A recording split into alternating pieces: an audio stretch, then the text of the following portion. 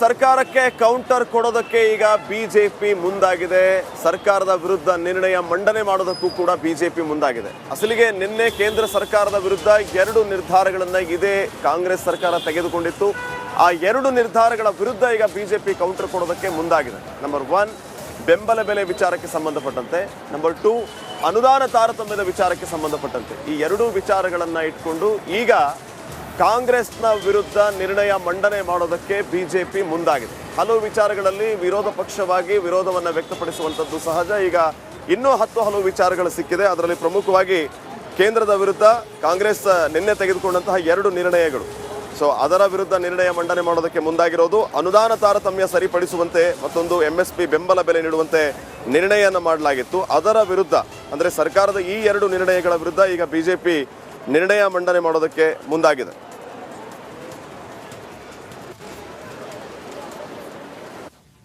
ಅಧಿವೇಶನವನ್ನು ಇನ್ನೂ 2 ದಿನಗಳ ಕಾಲ ಎಕ್ಸ್ಟೆಂಡ್ ಮಾಡಿದ್ದಾರೆ, ಮುಂದುವರಿಸಿದ್ದಾರೆ. ಒಂದು, ಸಿದ್ದರಾಮಯ್ಯನವರಿಗೆ ಸ್ವಲ್ಪ ಆರೋಗ್ಯ ಸರಿ ಇಲ್ಲ. ಇವತ್ತು ಅವರು ಬಜೆಟ್ ಮೇಲಿನ ಉತ್ತರ ಕೊಡಬೇಕಾಗತ್ತೆ, ಬಜೆಟ್ ಭಾಷಣಕ್ಕೆ ಉತ್ತರ ಕೊಡಬೇಕಾಗತ್ತೆ.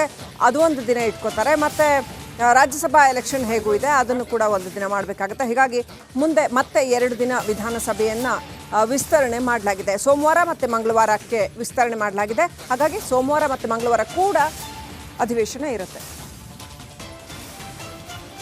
ಇನ್ನಷ್ಟು ಅಪ್ಡೇಟ್ ಪಡ್ಕೊಳ್ಳೋಣ. ನಮ್ಮ ಪ್ರತಿನಿಧಿ ಬಸವರಾಜ್ ಸಂಪರ್ಕದಲ್ಲಿದ್ದಾರೆ. ಎಸ್ ಬಸವರಾಜ್, ವಿಧಾನಸಭಾ ಅಧಿವೇಶನವನ್ನು ಇನ್ನೂ 2 ದಿನ ಎಕ್ಸ್ಟೆಂಡ್ ಮಾಡಿದ್ದಾರೆ ಅನ್ನುವಂಥದ್ದು ಏನಿದೆ ಅಪ್ಡೇಟ್ ಕ್ವಿಕ್ ಆಗಿ?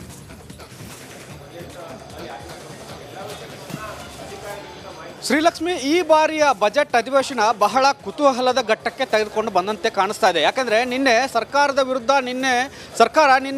ಕೇಂದ್ರ ಸರ್ಕಾರದ ವಿರುದ್ಧ 2 ನಿರ್ಣಯಗಳನ್ನು ವಿಧಾನಸಭೆಯಲ್ಲಿ ಏಕಾಏಕಿ ಪಾಸ್ ಮಾಡ್ತು. ಯಾಕಂದರೆ ಇದು BJP ಸದಸ್ಯರಿಗೂ ಗೊತ್ತಿರಲಿಲ್ಲ. ಹಾಗಾಗಿ ಏಕಾಏಕಿ ನಿರ್ಣಯನ ನಿನ್ನೆ ಮಾಡಲಾಯಿತು. ಅದಕ್ಕೆ ಇವತ್ತು BJP ಕೂಡ ಸರ್ಕಾರದ ನಿರ್ಣಯವನ್ನು ವಿರೋಧಿಸಿ ಇವತ್ತು ನಿರ್ಣಯವನ್ನು ಮಂಡಿಸೋಕೆ ಸ್ಪೀಕರ್ ಬಳಿ ಅವಕಾಶ ಕೇಳ್ತಾ ಇದೆ. ಅದರದ ಮೀಟಿಂಗ್ ಇನ್ನೂ ಜಾರಿಯಲ್ಲಿದೆ. ಇನ್ನುಳಿದಂತೆ BSP ಸಭೆ ಕೂಡ ಸ್ಪೀಕರ್ ಜೊತೆ ನಡೀತಾ ಇದೆ. ಬಹಳ ಪ್ರಮುಖವಾಗಿ 2 ದಿನಗಳ ಕಾಲ ಅಧಿವೇಶನ ವಿಸ್ತರಣೆ ಆಗುವಂಥ ಸಾಧ್ಯತೆ ಬಹಳ ಪ್ರಮುಖವಾಗಿ ಕಾಣಿಸ್ಕೊಳ್ತಾ ಇದೆ. ಇವತ್ತು CM ಸಿದ್ದರಾಮಯ್ಯ ಅವರು ಬಜೆಟ್ ಮೇಲೆ ಉತ್ತರವನ್ನು ಕೊಡಬೇಕಾಗಿತ್ತು, ಬಜೆಟನ್ನು ಪಾಸ್ ಮಾಡ್ಕೊಳ್ಬೇಕಾಗಿತ್ತು. ಆದರೆ CM ಸಿದ್ದರಾಮಯ್ಯ ಅವರಿಗೆ ಆರೋಗ್ಯ ಸರಿಯಿಲ್ಲ ಅನ್ನುವಂಥದ್ದು ಮತ್ತು ನಿನ್ನೆ ತಡರಾತ್ರಿ 11 ಗಂಟೆವರೆಗೂ ಕೂಡ ಬಜೆಟ್ ಮೇಲಿನ ಉತ್ತರವನ್ನು ಸಿದ್ಧಪಡಿಸ್ತಾನೆ ಇದ್ದರು ಅಧಿಕಾರಿಗಳ ಜೊತೆ. ಹಾಗೆಯೂ ಕೂಡ ಇನ್ನೂ ಬಜೆಟ್ ಮೇಲಿನ ಉತ್ತರ ಸಂಪೂರ್ಣವಾಗಿಲ್ಲ ಮತ್ತು ಆರೋಗ್ಯ ಕೂಡ ಸಿದ್ದರಾಮಯ್ಯ ಅವರಿಗೆ ಕೈ ಕೊಟ್ಟಿರೋ ಕಾರಣಕ್ಕಾಗಿ ಸೋಮವಾರಕ್ಕೆ ಈ ಒಂದು ಉತ್ತರವನ್ನು ಸಿದ್ದರಾಮಯ್ಯ ಅವರು ಬಜೆಟ್ ಮೇಲೆ ಕೊಡಲಿದ್ದಾರೆ. ಇಲ್ಲಿ ಪ್ರಮುಖವಾಗಿ ಇನ್ನೊಂದು ಅಂಶವನ್ನು ನಾವು ಗಮನಿಸಬೇಕಾಗುತ್ತೆ. ಮಂಗಳವಾರ ರಾಜ್ಯಸಭಾ ಚುನಾವಣೆ ನಡೀತಾ ಇದೆ. ಸೊ ಇವತ್ತು ಮಧ್ಯಾಹ್ನದವರೆಗೂ ಅಧಿವೇಶನ ನಡೆದರೆ ಶುಕ್ರವಾರ, ಶನಿವಾರ, ಭಾನುವಾರ 3 ಮತ್ತೆ ಸೋಮವಾರ 4 ದಿನಗಳ ಕಾಲ ಶಾಸಕರನ್ನ ಅವರ ಕ್ಷೇತ್ರಗಳಿಗೆ ಕಳಿಸಬೇಕು ಅನ್ನುವಂಥದ್ದು. ಮತ್ತು ಈಗ BJP ಮತ್ತು JDS ಸೇರಿ 5ನೇ ಅಭ್ಯರ್ಥಿ ಹಾಕಿರೋ ಹಿನ್ನೆಲೆಯಲ್ಲಿ ಎಲ್ಲಿ ಮತಗಳು